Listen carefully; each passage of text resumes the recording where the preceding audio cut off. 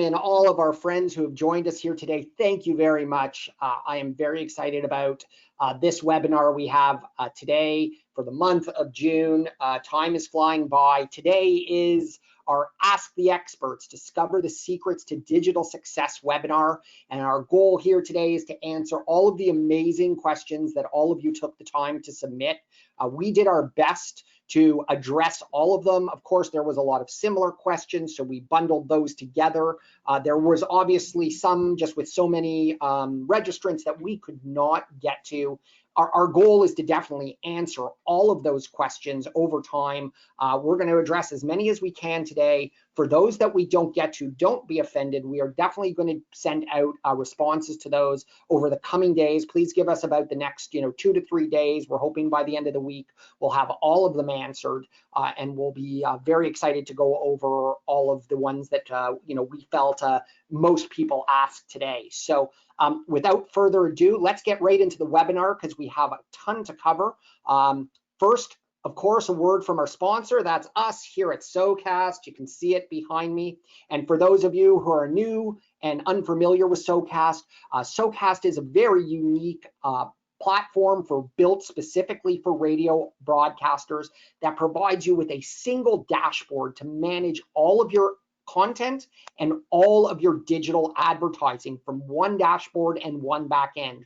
We can support our radio partners with website content management, mobile apps, digital advertising tools. We provide Alexa smart speaker skills.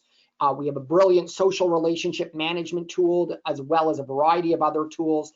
And we can, of course, support you as a partner with a wide array of digital consultation, whether you need sales training or engagement and content-based training. We have the expertise to provide that to you.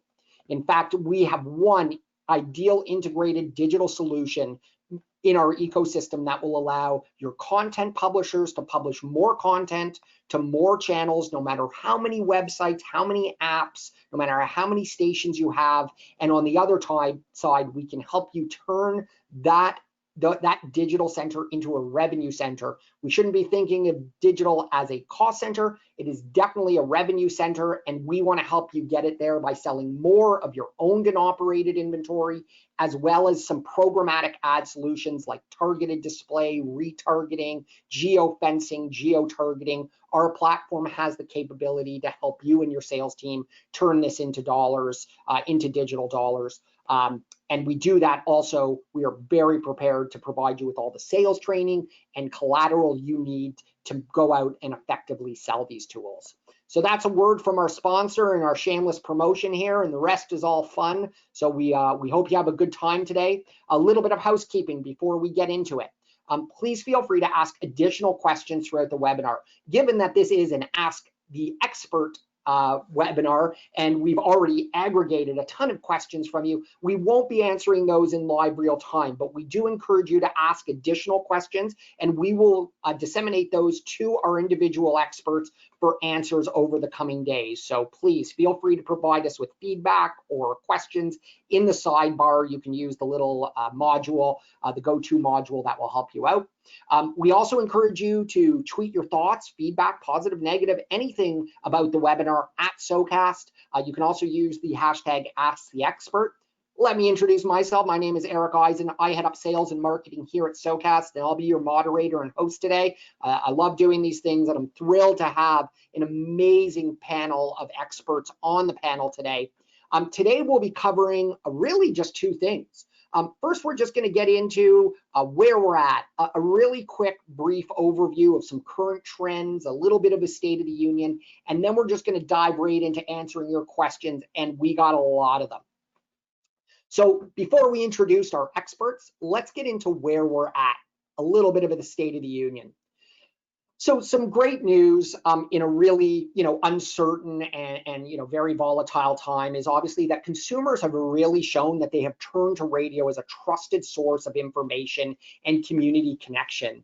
And it's been a really interesting time for radio because while people's consumption in cars is down, there's been some good news in that it's pretty much been a sustained interest in listening to radio throughout the whole last 3-4 months of the COVID outbreak. And, you know, reports are saying from Nielsen that about 83% of adults are spending more time with radio as a result of COVID, people working from home, people, you know, being in the house, people unfortunately and sadly being laid off, having, you know, more time on their hands to occupy. So radio has sort of become a little bit of comfort food for American adults, and there is more listening to radio going on during, you know, the past few months. Where they are listening really is important as well. We are finding that they are spending more time on streaming and podcasting than they did pre-pandemic. And these new habits, this is a quote really from Rick Ducey today from BIA, who said, you know, he believes strongly that these habits are likely to take root and grow over time. Given that so many people are now working from home and the very likely trend that that is going to continue post-COVID, whenever that may be, a strong percentage say they are willing to continue to work from home post-COVID. We are all working from home right now. You can see all of the backgrounds. All of these are home offices. And, you know, I find just that the trend is going to continue that way with Twitter, Facebook, some other major technology companies saying that they are going to shrink their office sizes and, you know, allow people the flexibility to work from home because productivity has not taken a hit. This is very much going to be a trend after COVID subsides as well. So something to consider, and the way it impacts you is because of this change in audience behavior where people are going to be working from home more, I think radio's messaging really needs to shift from listen at work to listen while you work. And that does seem to be the trend that we are seeing, that there is more streaming, more online listening through apps, through desktop, through tablets, through smart speakers. That has been on the increase. So it makes this a must-have. If you're not streaming today, I am still amazed at how many of our new partners or prospective partners that we speak to at SoCast are still not streaming. And we can't emphasize enough how important it is for broadcasters to offer a good competitive sounding stream on every device, from mobile phones to tablets to smart speakers to smart TVs and wireless speaker system. This is going to become, again, as the work from home trend continues, as people are no longer spending as much time in the car, it is going to be an essential tool for broadcasters. Another trend that everybody should be aware of and embracing is the impact it is having to businesses and the way e-commerce is going to continue to dramatically rise. In fact, about 3/4 of small and medium business owners said they are going to rely more and more on e-commerce after the pandemic. And the reality is that is another habit that is unlikely to change with buyers as well. With buyers not having the same freedom to go out and shop, or to have limitations, or to have inconveniences of having to line up outside stores while they, you know, allow minimal people in, more and more people are going to be using e-commerce to purchase. For radio broadcasters, what this means is you need to be offering more digital solutions than to create, you need your traditional to create more awareness that small and medium businesses and large businesses are doing online ordering, and then you need to be able to sell them digital campaigns that can really drive conversion. As consumers move through the purchase funnel from awareness to consideration to purchase, there isn't really going to be a single touch point responsible for the sale. It's going to be more of a multi-touch and multi-tactic campaign that broadcasters are going to have to offer advertisers, so they are well positioned to succeed in what is a very, very fluid and evolving marketplace. So prepare yourself to be able to sell your owned and operated digital display inventory, as well as some programmatic, that is, you know, targeted display, retargeting, geofencing, all of those type of more modern ad tech that is available to you. The good news is there is some cautious optimism. You know, this was statistics from last month. So given, you know, how fluid everything is, particularly in the United States, just, you know, with the news of some spikes in you know, approximately 50% of the US states, you know, we were hearing some good news anecdotally from our partners that they were starting to see a rebound in, you know, their advertising buys, and hopefully that is continuing. Hopefully it will sustain itself. You know, about a month ago, it was anticipated that the second half of the year was going to see an uptick, and you know, we're hoping that that maintains itself. So that is sort of a bit of a lay of the land, so to speak, to set the table for today and to set the tone for some of the things our experts are going to be talking about today. And now I want to take a minute to introduce our experts, and then we'll get right into the questions. So I want to welcome all four of our experts. We have some amazing people on our panel today. The first person I want to introduce is SOCAST's very own Steve Ulrich. Steve is our Director of Client Success here at SOCAST and is a client success guru. He is a master of user experience from when it comes to managing and building web and mobile app solutions, as well as digital advertising. He was educated in advertising and broadcasting with a career spanning over radio, television, social media marketing over the last 10 years. And he has a tremendous amount of hands-on experience and is a customer relationship management guru. He lives and breathes digital media with passion, and we love having him here. And he's going to be our sort of UX expert here on the panel. So a round of applause for Steve Ulrich. Thank you, Steve, for joining us. The next expert we have is our good friend from the Stream Guys, Tim LaBelle. He is the lead account manager at Stream Guys, and he oversees the daily operations and account management in that department for them. He works with all of Stream Guys' top clients as an advocate and project manager, overseeing the progress of new projects from design to deployment. He has a great deal of, he's a fountain of knowledge when it comes to all things streaming and podcast infrastructure, and he'll be sharing a lot of that. So thanks, Tim, for joining us today. Third, I have a good friend, Matt Kundle, a fellow Canadian, and he is the owner of the Sound Off media company.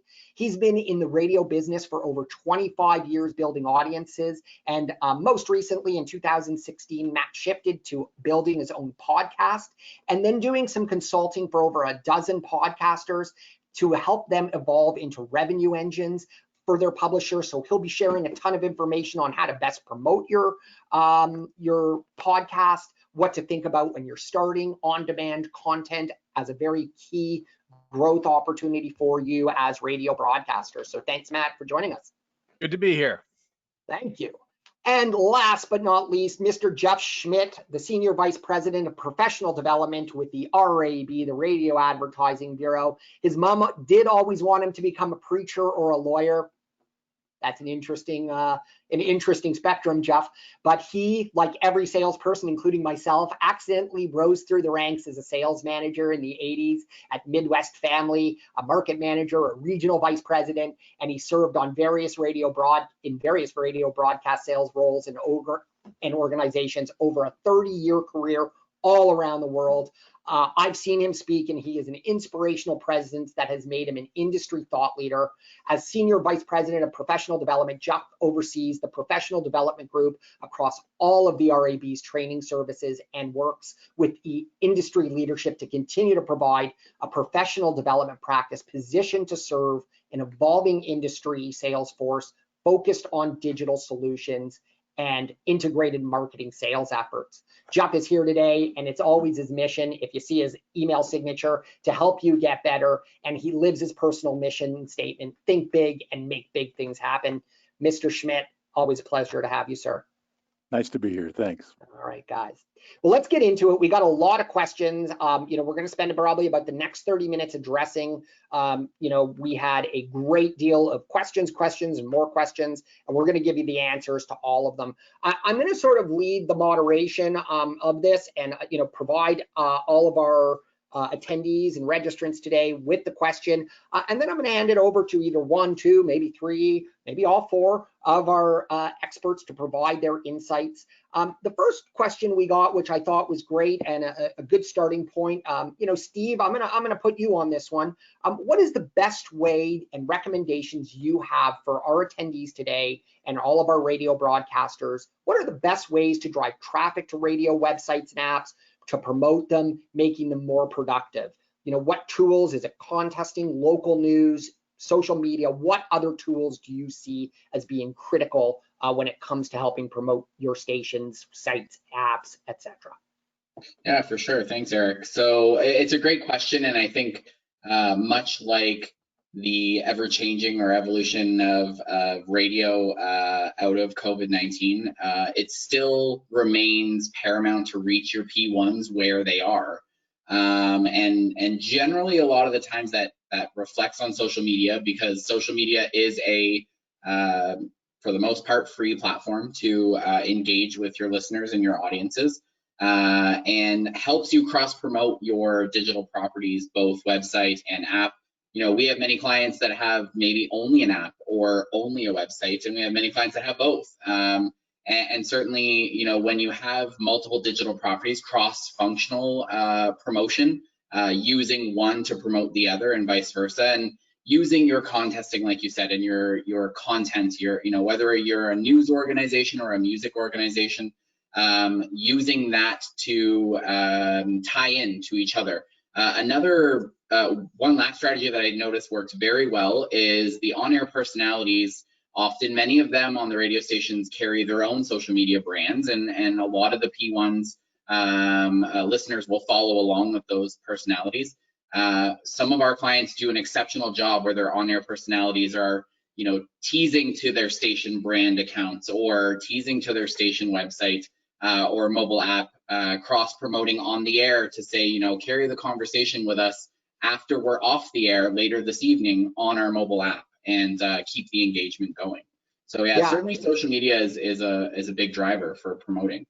Yeah, we've seen a lot of our partners that drive the majority of their website traffic from social media referrals, meaning, clicks back to social media. So ensuring that you're sharing your local news content and blogs out to social media with imagery, I think would be important. I really like what you said about the idea that you really need to find a bridge between your on-air programming and your online programming, and not seeing them necessarily as that Venn diagram with just a little gap piece in the middle that overlaps. It should be much more overlapped, I think, from what we've seen our partners who have been successful bridging that gap, making sure you're sharing your opportunities to say, make sure you put a request in through our website's chat functionality or app functionality to make sure that you are interacting one-to-one with that audience. The phone lines aren't necessarily dead, but your websites and apps can definitely complement and augment them as well. So making sure you're asking for those one-to-one interactions. If you have texting, like a ZipWhip-like platform or something else, those are also great ways to generate interactivity and drive traffic to your websites and apps. I also wanted to mention that just as a point of the times we're in, when it does come to contesting, a stat I thought that was interesting that I shared in another webinar was that people, even though they may be unemployed, there's a high unemployment rate, that people are still interested in contesting. One of the pieces of feedback that I did learn based on some research is that people are more interested in practical cash giveaways at this time than they are being made to feel like a rock star.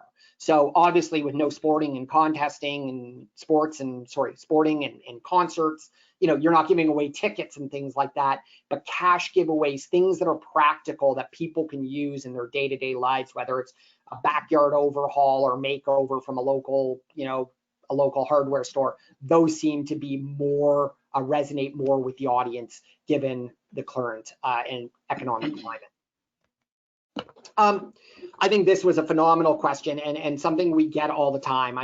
Jeff, how do you recommend people set themselves apart when everybody is offering digital these days? What are some of the best practices you can recommend to our audience today? Well, if you don't mind, I'm going to change the question a little bit because I think the premise is wrong. Not everybody is offering digital, which I think is a problem that we should address. But not everybody is offering digital. It's improved over the last several years. I'm speaking particularly of broadcast companies and radio, but many of them have now begun offering digital. And I think it's the same answer to the question of how do I separate myself from the 37 other media reps that are calling on them this month. You have to have content that's relevant, information that is something they didn't get anywhere else. You have to offer them help. You have to be a source of business knowledge and business advantage to them. And you're not just simply coming in with the package of the month or the banner ad that looks the greatest. You're coming in with a strategic plan, thinking strategically after having done a great deal of research and homework about the client, what they're trying to accomplish. Some of that is done on your own through other resources. Some of it is done by looking at their web page. Some of it's done by looking at the senior management team's LinkedIn profiles and Facebook pages. And then some of it's still done in the customer needs analysis. But the more information you know about that business, the better equipped you are to separate yourself from everybody else, because the statistics that there's 4 levels of selling. And the first level is commercial visitor, the second is product peddler, the third is consultant seller, and the fourth is sustaining resource. Even today, and those came out back in the 80s, even today, 90% of salespeople selling any product fall between commercial visitor and product peddler. Only 8% are consultant sellers, the people who take the time to ask questions and do research, and only 2% are that sustaining resource. So the way to separate yourself selling digital, the way to separate yourself selling podcasts, the way to separate yourself selling anything is to be in that 2%, or at least in that last 10%, which does more than just pitch products and ask for business. Amazing. I knew I had you on for a reason, Jeff. That is great insight. So, I mean, I think it's more important than ever that, you try to make as many of your sales professionals very well educated in digital, so they can talk the talk and be educators, as digital is also very new to a lot of the advertisers out there. And there's a lot of check boxes. They think, oh, well, I'm doing digital advertising, I'm buying Google AdWords, but there are just so many more options out there for them. So making sure that you can provide them with a solution that's going to drive results would seem to be a really good strategy. And the interesting thing about that is pre-COVID and now in the middle, or I don't think I could say post-COVID yet, but as we transition to our new normal, people in the business world didn't wake up this morning. Not a single advertiser in my 35 years of doing this has ever woken up and said, I need to buy some 30s, 60s morning drive in sports, or a podcast, or a banner ad, or a gutter ad, or I need some geofencing. Right. They woke up with problems. They woke up with serious business problems. They had to close for 60, 90 days, whatever it was. Now they're reopening. They're wondering if people know who they are. So they have problems. We have solutions. And if we lead with their problems and tie our solutions to their problems, we're going to be much more effective. Amazing. Well, thank you for that. When it comes to streaming, Tim, what is the best metric for selling streaming that works in small markets? Is it streaming session started? And what other metrics do you recommend that, our friends out there should be considering when looking at that and selling streaming, as an ad unit? And anybody else on our panel, please feel free to jump in as well. Yeah, that's a good question. From my perspective, effective selling comes from telling a story. So your streaming data should play a part in telling that story and supporting that story. Stream starts is a useful metric, but it does have some technical limitations that I can cover in a sec. I like cumulative audience, or CUM, and total listening hours, or TLH, as good selling metrics. I say this because those are both generally more consistent month to month. Now, on the technical limitation of stream starts, that is, most providers measure that as just the number of requests to a stream. Since your live stream is on the internet, there's a lot of automated things happening on the internet. So that number can change if you're not doing filtering, meaning filtering out, say you need to listen for 60 seconds before you're counted as a stream start. If you have any monitoring or alerting services that hit your stream every minute, that can change that number. And it's really important that your sales reps and your customers feel like they understand your data, they feel comfortable with it, and there's no unexplained swings that detract from that. So once you have TLH, CUME, and a reliable stream starts number using your filtering, you can put together a picture for your audience on kind of what your audience looks like in terms of numbers. So that looks like maybe 3,000 unique streaming listeners each month, maybe 30,000 total listening hours. That's 10 hours per unique listener, and then 90,000 stream starts. So that's 30 times each unique listener is pressing play over the month. So that's kind of how I'd break it down to tell a story. Obviously, there's a lot more that goes into that sales pitch, but as far as just the raw streaming data goes, that's kind of how I like to look at it. That's great insight. I think just the whole idea of using a number of metrics to sort of expound on the story is and develop a story is a very critical thing, and not just relying on one or two. I would also recommend making sure it's sort of simplified and you don't sort of, you know, hit them over the head with a fire hose with a bunch of metrics. But the way you did that concisely makes a lot of sense, even somebody like me. So that's great. Thank you for that.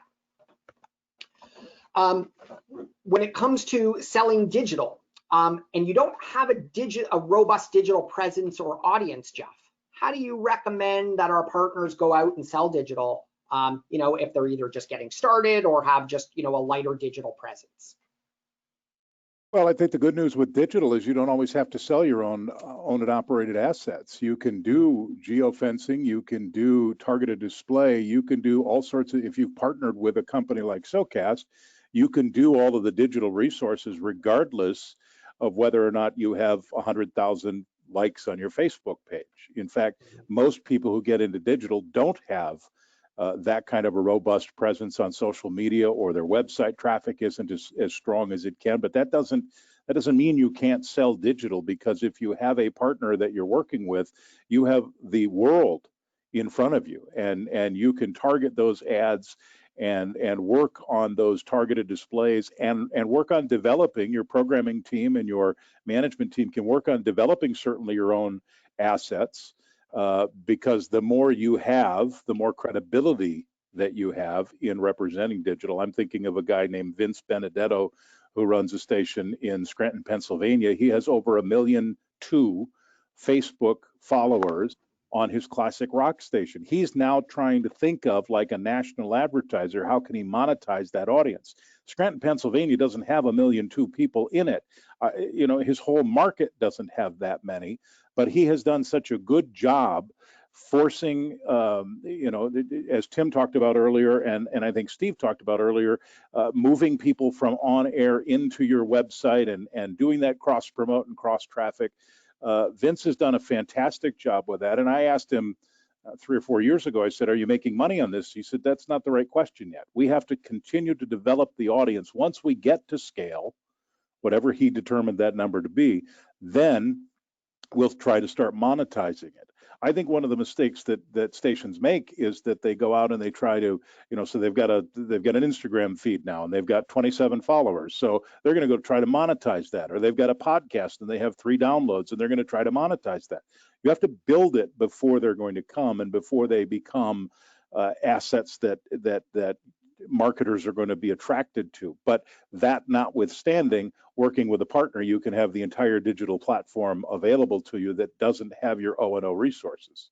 Yeah, exactly. I think that's one of the great thing of the, you know, that modern ad tech, the programmatic allows people to do, is it gives everybody, no matter the size of the market, to be a digital player, even if their owned and operated inventory, you know, doesn't have that much traffic.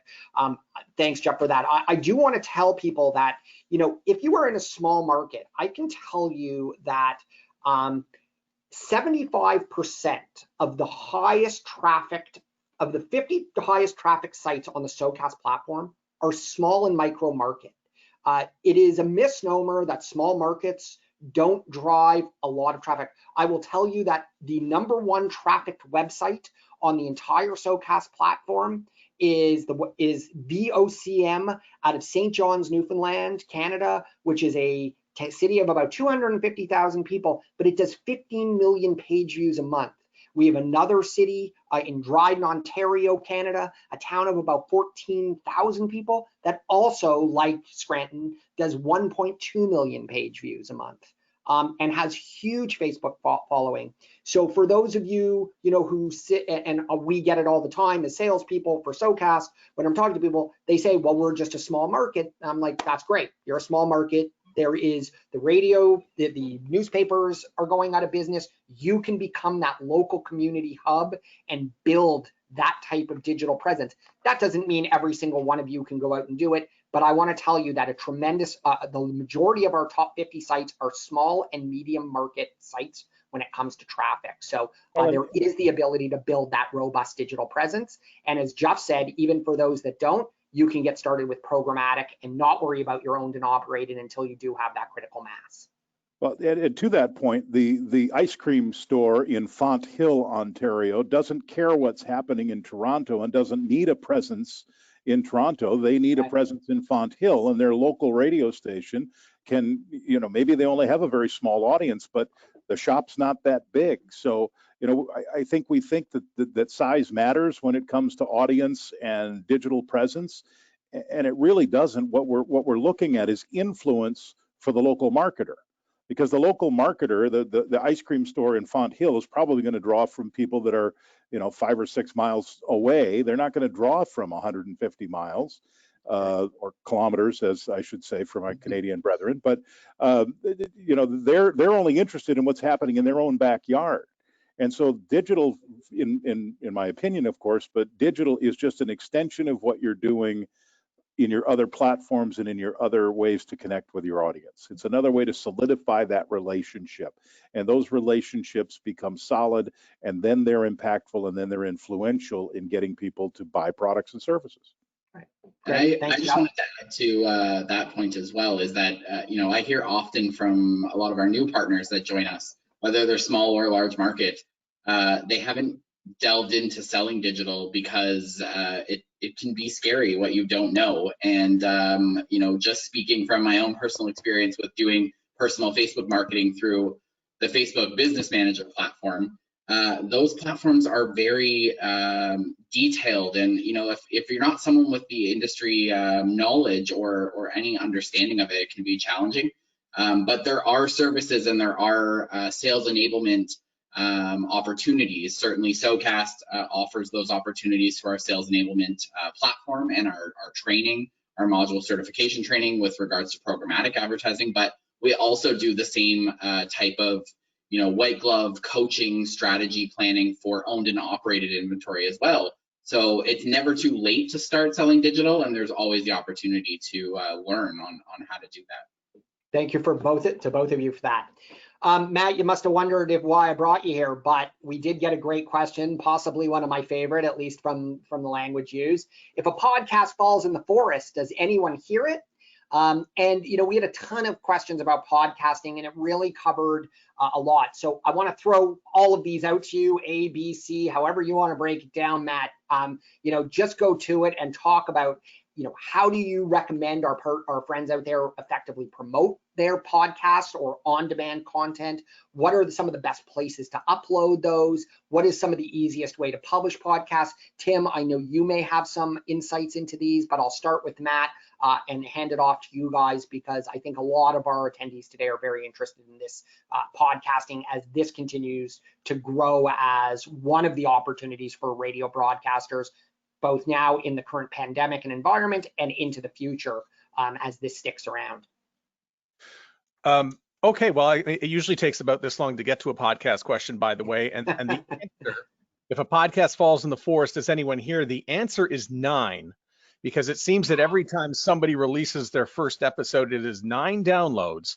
That seems to come back at everybody. Wow, I got 9 downloads on the first episode. I think the first thing, and I know there's a lot of buzz around podcasting and everybody wants to rush into it, and that's not the thing to do. The first thing you need to do is plan it out. I think you should be planning out your first 3 episodes. I think you should plan out what the podcast is going to be called. And then I think you got to take some action to get the first 3 episodes done and sounding the way you want so you can release it. With that said, your podcast isn't officially launched until you're on Apple.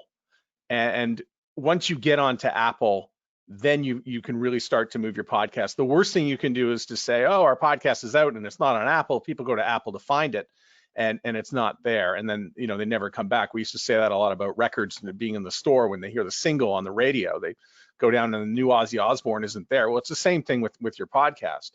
So you want to make sure that it is on Apple. One thing you're going to need is you're going to need a podcast host. And a host is a company that is going to be retaining the RSS feed. I currently right now recommend Stream Guides. They do some of this stuff as well, but there are so many hosts out there. And one of the first questions I always get is, what's a good podcast host? Well, a good podcast host is one that is not named Anchor or SoundCloud. That is a personal opinion on that, and that is because you don't often get offered. First of all, with both those companies, it comes down to the website, and a lot of what we're talking about today has to do with your website. You need to own your website and curate your podcast through there and promote it through there. That is so important. Anchor doesn't let you do that. I know it's free, and I know you want to, you know, save money. You're not saving money. You're hurting yourself. SoundCloud, there's a security issue. There's a bot and accounting issue as well. Stay off that and go and get yourself a real podcast host. It's the one that you research, and it's the one that's really going to fit your budget and fit your needs. From there, your website is so important. So you want to have the badges up on your website. You want an Apple badge, you want a Google badge. And when I say Google, I mean Google Podcast, not Google Play. The Google Play Store will be gone shortly. I'll leave it up to the programmers to decide if they want a Spotify badge up there. Spotify is quite popular, especially if you've got a younger format. A lot of new listening came in with Spotify. I know it makes radio uncomfortable to have a Spotify badge up there. I'll leave it to you. If you want to put that up there, I recommend it. The badges are important because Apple represents the iPhone and Google represents the Androids. And from there, you want to have that on a website that is a secure website naturally. And the reason why a secure website is important is because Apple has sort of put out a memo saying, we might not be having you around if you don't have a secure website in the future. And now here's the greatest thing about being in radio and getting involved in podcasting, and that's your promos. The ability to promote your podcast is an advantage that no podcaster has. And don't be dissuaded by the fact that there's close to 1.3 million podcasts out there. You've got a radio transmitter, and it's very, very powerful. You've got a loyal audience. You've got all sorts of tools inside that. You've got advertisers as well. You've already got an audience that has a potential to connect with this podcast. So make sure that you are promoting the podcast on the radio. I know in Canada, we saw some data 2 years ago, it was 2018, where 2 Canadian radio companies got involved with podcasting, and they drove the number for podcast listening up from by 8%, just to have 2 radio companies promoting a podcast network. It was really exciting to do that. So radio listeners do want to be involved with podcasting, and they will go to listen. After that, we go back to a few of the things that Steve mentioned earlier about sending people to the website, getting people engaged to the podcast, and that if you can send them to the website, let them connect with the podcast. That's one of the greatest ways to start growing the audience. Be patient. Your first episode is going to have 9 downloads, but it's going to go up from there. Great, that's great. Tim, anything to add on the publishing of podcasts and sort of the hosting side? Because I know Stream Guides does do that. Any recommendations for our colleagues out there today? Yeah, I think Matt he nailed everything here on this slide. But one thing that's very important is getting the data. So once you have those 3 episodes out there in the wild, understand what your analytics mean. Maybe have a conversation with your hosting company. Make sure it's all clear to you, because that's going to be how you sell it. Yeah. So those analytics will matter to your advertisers. Make sure you understand them and you have them. And the analytics should be part of your selection process for a hosting company as well. Matt brought up the concerns about SoundCloud, so make sure that all checks out. You want some IAB 2.0 stats, so those follow the IAB's guidelines for what a download and a downloader is, which are the 2 main metrics for measuring podcasts. Stats are very important, especially for podcasting. Yeah, I'll stress that as well. Ask for IAB 2.0. Tim talked a little bit about some of the filtering that goes on. You can get some funny filtering that goes on, especially these days. Apple Watch, for instance, is out. If you put your Apple Watch on, at night when you put it down, it sort of downloads from your iPhone. Is that a 1 or a 2? Well, the answer is it's a 1. but you're not going to get that if you're on the wrong host. Gotcha. Very cool. That is great insight. I hope we answered our friend who asked this question, and we have more podcast questions coming out. Jeff, getting back to you, a very common question we get at SoCast, and we try our best with our sales enablement, and we have a client success team dedicated to helping you get your sales team to buy into selling digital. What are your recommendations and the training you provide to help get sales account executives bought in? Because we hear, we sell traditional radio, that's what we do, and maybe we just don't have the knowledge. What are your recommendations? Well, I hope I'm not going to be offensive, but I would start with leadership training, because anytime you start the statement, how do I get my people to, it means you're having trouble with your leadership, and you need to be a more effective leader, and leaders ask a lot more questions than they give orders. You don't tell your people to sell digital, you ask them about how selling digital can enhance their opportunities for their client, how digital can increase their income opportunities. And so I think the buy-in from the sales staff starts at the top. If the management team is totally on board, if the programming department, even the traffic department and the business department, all the chatter in the hallways is about all this great new stuff that's happening with the digital space, then the salespeople are going to follow along, and they're going to want to be a piece of that. Yeah. Salespeople are by nature looking for opportunities, and so the goal is to frame digital as an opportunity to help their clients. Some salespeople are motivated by money, some are motivated by helping their clients, some are motivated by a combination, but you need to find out what motivates them and then tie the two together. It's not unlike selling digital to a client. You have to help them see the value in that resource as it relates to their business, or in the seller's case, as it relates to their income. So I think that knowing digital, certainly managers have to know the digital resources and have to be able to answer questions. The people that say we don't sell digital, we just sell radio, I think those people are retiring now. I think that era is passing, because I think that people understand that in today's world, with the streaming numbers that Tim talked about, and the podcast numbers that Matt talked about, and the website numbers that Steve talked about, all of those things are exciting opportunities to further engage with your audience and further engage with your clients and their clients' customers.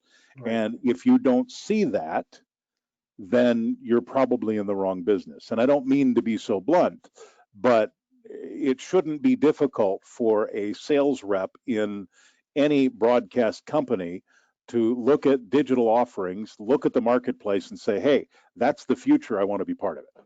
Yeah, I agree. And if nothing else, scare them, guys. Tell them if they're not selling digital, someone else will, so they're going to lose out on their next commission check. Everybody's doing it. Well, not everybody, as Jeff said, but a lot of people are doing it. You got to get out there too, or somebody's going to steal your customers. There's a sales trainer that was an influencer in my early career, and he used to ask this all the time with regard to client presentations. His name was Don Beveridge, and he said, the question isn't should I? The question is, how will I feel if it's my competitors who do it first? Right, great question, and that's sort of what I was alluding to, somewhat jokingly, but also that really, there's some truth in the jest, right? It's the reality is there more and more people are starting to offer it. Advertisers are looking for it. They are looking for that omni-channel solution more than just traditional spots. Advertisers, the consumers are changing their consumption habits and the way they shop.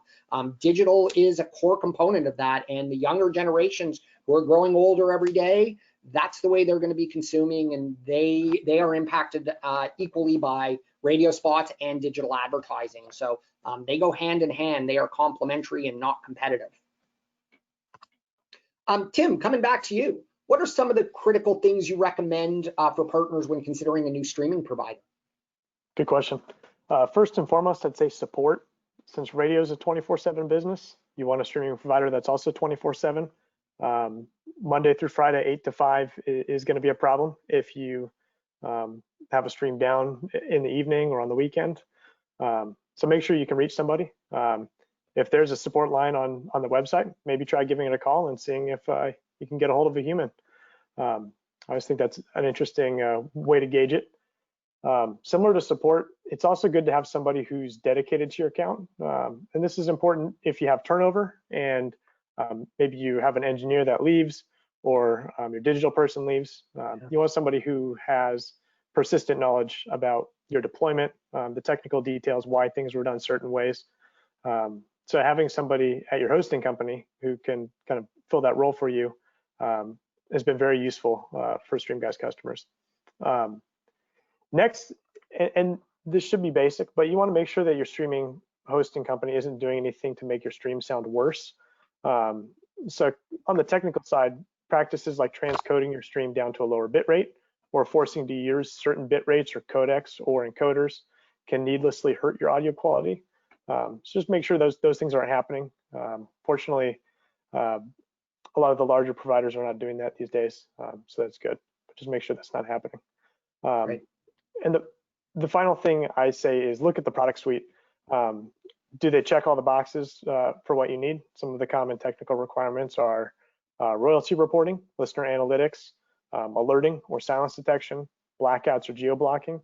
Do they have that full kind of all of the check boxes for things that you need? And then do they have the future roadmap that matches your roadmap? So if you're looking to do dynamic ad insertion on live streams or podcasting in the future, do they have that? Do they have podcast hosting or automated archiving? So if those are some of the things that you want to get into down the road, make sure that their product suite aligns with your roadmap. Those are 3 high-level things I think you should check off. That's a great checklist, Tim. Thanks for sharing that. What are the most effective forms of digital advertising and marketing, Jeff? And what offerings are bringing the most revenue for radio stations in today's day and age? I'm going to flip to a slide just while you go over it that we use to sort of just outline.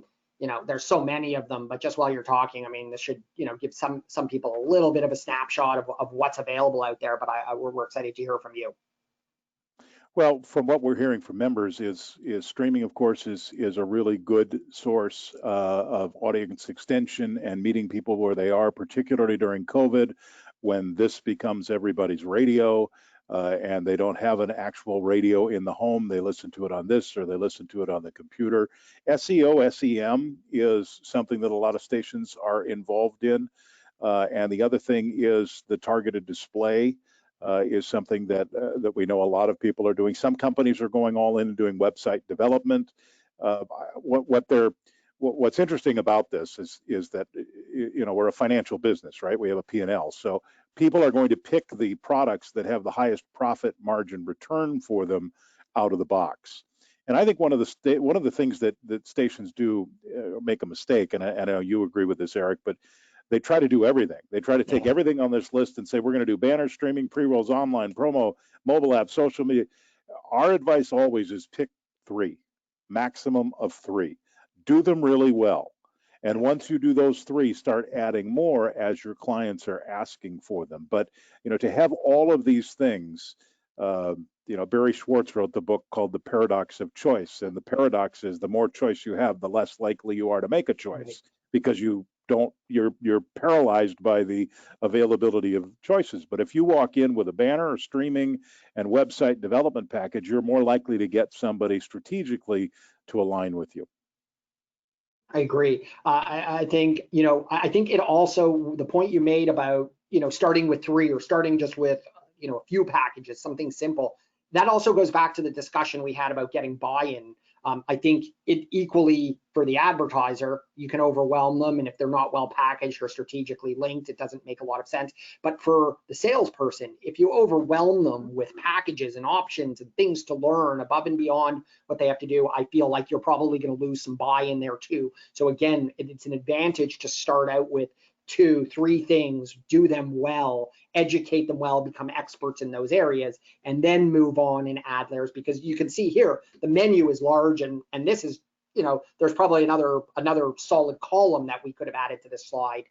So it really helps both the salespeople and the advertisers. Absolutely. Steve, over to you.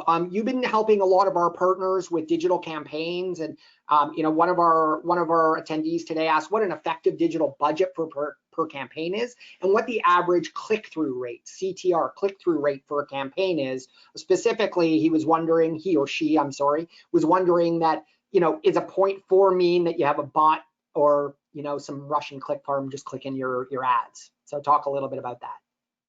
Yeah, no, it's a great question. I think it kind of breaks into two silos, if you will. Owned and operated inventory, which we've been talking about through this discussion, and that focuses on those display ads that are on your owned and operated digital properties, like your websites, your mobile app. And then programmatic, targeted display, where you're doing a geofencing campaign or something of that nature. Typically, what we see with the programmatic side of the business in our SOCAS ad extension, generally the sweet spot is between $1,000 to $2,000 per month in a programmatic campaign. Now, obviously, there's many variables when it comes to the measurements or KPIs on that campaign, determining the size of the geofence, the size of the population you're looking to target, and then, of course, all of the targeting tactics below. But generally, our campaigns see an industry average for programmatic around 0.08%. Most of our campaigns perform much well above that on a CTR basis. In terms of owned and operated, I should also say, from a programmatic standpoint, the technology that we use for SOCAS ad extension and many other DSPs in the marketplace have those fraud protections in place. So bot traffic, unless you're advertising and spending your money with a black market advertising platform that's somehow underground, most of these platforms are protecting your campaign and the legitimacy of your campaign to make sure that you're not serving ads on fraudulent websites. And in fact, many of the platforms allow for blacklisting websites that are known for malicious intent. So from the owned and operated standpoint, most of our clients typically use Google Ad Manager, which was formerly DFP, or DoubleClick for Publishers, and that has built-in bot protections as well. Typically, from an owned and operated standpoint, budgets tend to be a lot smaller and a lot on a multi-frequent basis. So you might see things like $100 or $200 every couple weeks for a leaderboard ad on a highly trafficked website. But then we also have clients that retain and sign on longer term commitments. So maybe a 6-month agreement for $500.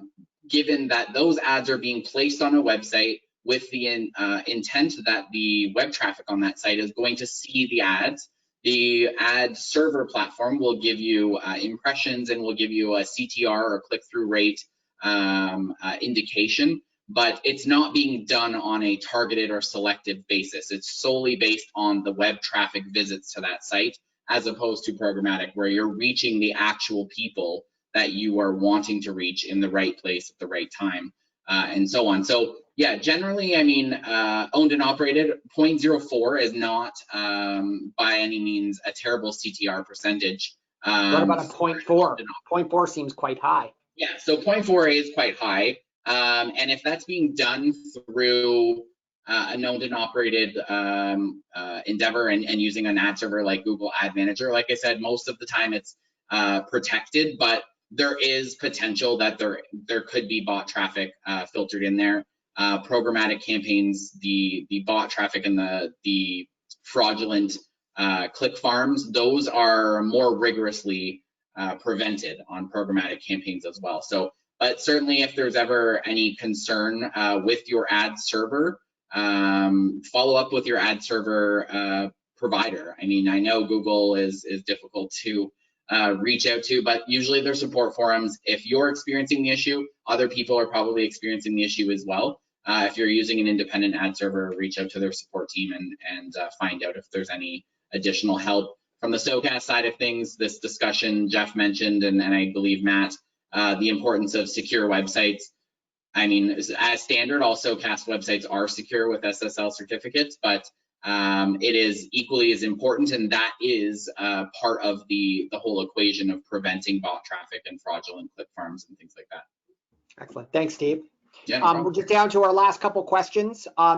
Matt, when it comes to podcasting or on-demand content, how do you avoid cannibalizing your audiences from your streaming stations, from your from the streams for the stations?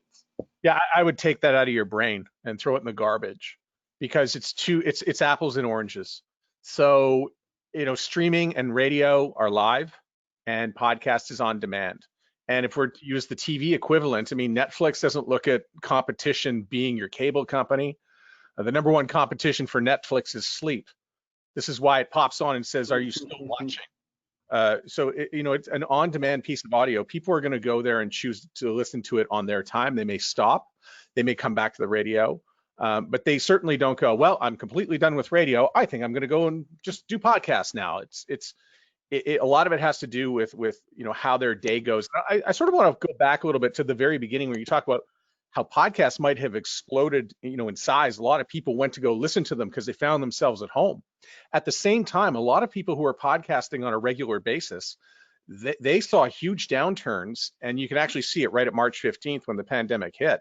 There were losses of 15 and 20%, and if you had a sports podcast, it went down 30%.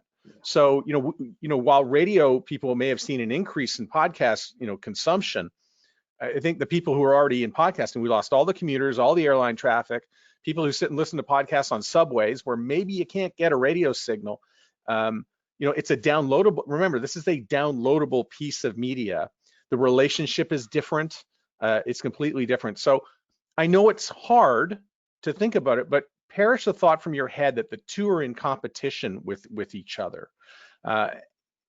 Go market it differently, market it on demand, because you're going to get numbers back as well that are going to be, well, we got 50 downloads or we got 100 downloads.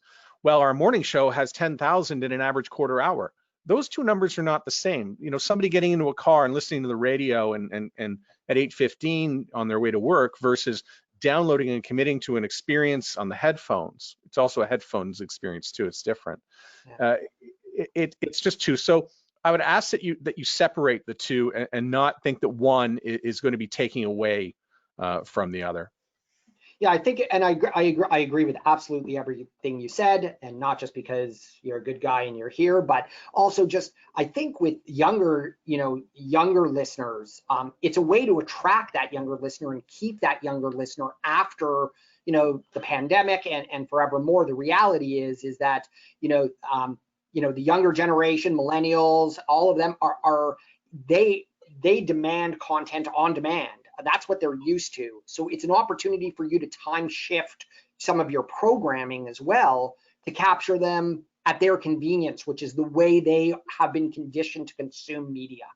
So it is a great opportunity, and I agree with Matt that you should look at them. You shouldn't look at that really as being a cannibalization. It's definitely very complementary.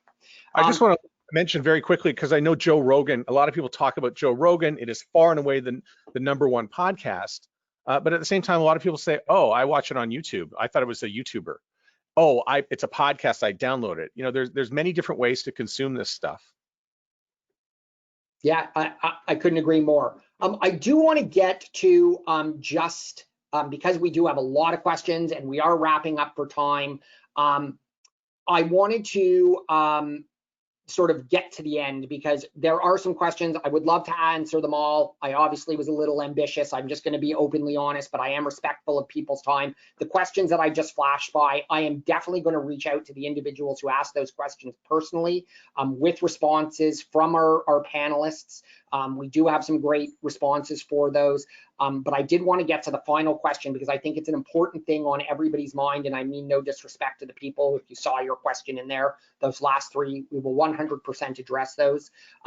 But I wanted to ask each one of you as a parting message, what is the first concrete step that you think radio stations should be taking as they begin hopefully continuing to rebuild after the pandemic? Something actionable. So Jeff, why don't I start with you? Talk to your clients, do an in-depth customer needs analysis, find out what's going on with them. I'm talking to clients every day. Car dealers are telling me it's a buying frenzy out there right now, but they're running out of inventory because the manufacturers haven't been producing cars. I was in a home improvement store yesterday with my wife looking at items, and they said the ships are offshore and they can't get to shore, so we don't have the inventory. So there's pent up demand right now, and people are trying to buy. And I think those stores that have inventory are in a unique position to market the fact that they have inventory.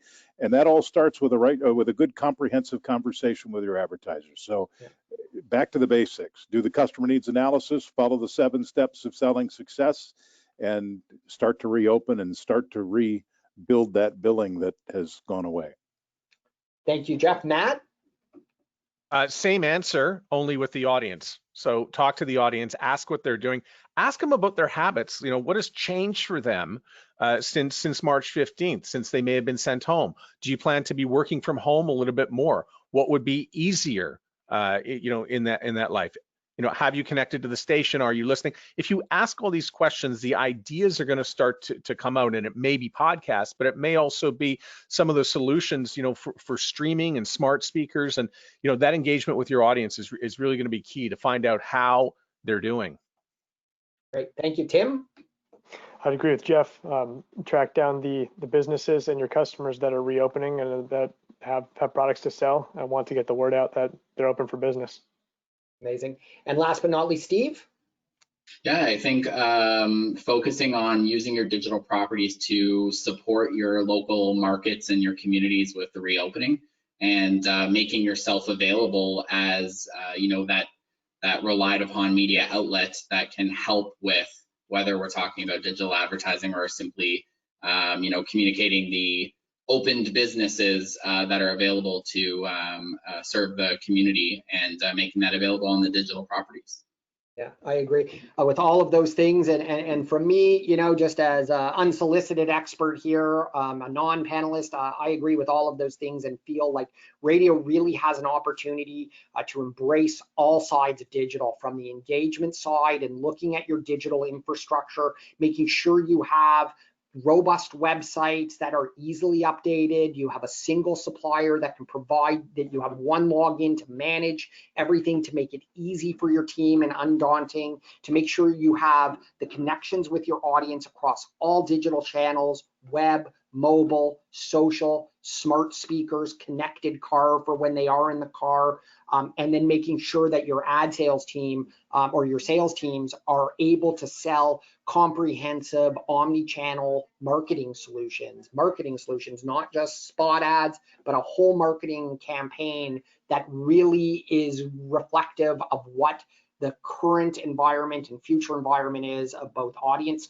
consumption and advertiser consumption. So it's a really great time to reset your digital, evaluate it, whether you think you're very advanced or whether you're just at the bottom and more nascent and sort of starting with your infrastructure. It's a great time to sort of recalibrate and look because more than ever, that transition to digital, you know, that transformation to a digital business as a core part of your business is now more in need than ever.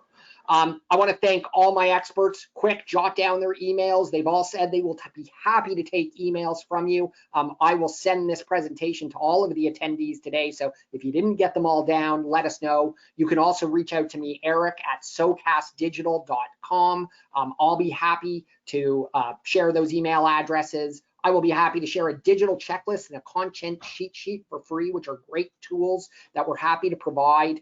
We will summarize all of the responses and all of the questions we got and get those out to you, hopefully in the next 3 to 4 business days. So bear with us. I apologize that we didn't get to about 3 of the questions, but I thought the answers we got were phenomenal. So guys, thank you so much. Thank you so much for being here, taking the time. For all non-current SOCAST clients, anybody who signs on with us before July 31st will get a 3-month deferral of all licensing fees to help you during what are uncertain times. We'd be happy to help you and give you that free time. So please don't hesitate to reach out to me, Eric at SOCAST Digital. We really feel we have the tools to help you build your digital revenue and engagement for your radio stations and do that recalibration, that reset, build that digital foundation, or take your digital to the next level with our platform. And we'd love to tell you more about that. My name is Eric at socastdigital.com. And you can check us out online at socastdigital.com. So guys, thank you so much, everybody. Thank you to all of our attendees. We'll be doing this one again for sure, because I've just thoroughly enjoyed myself. And gentlemen, I really can't tell you how much I appreciate having you. Kip, I'm really sad I won't get to see you at the RAB show in Nashville this year, but who knows? Maybe SoCast will hold their own conference in our at our offices. So stay tuned. See each other. Thanks again. Thanks again, everybody. All the best and have yourself a great day. Thanks, everyone. Thanks.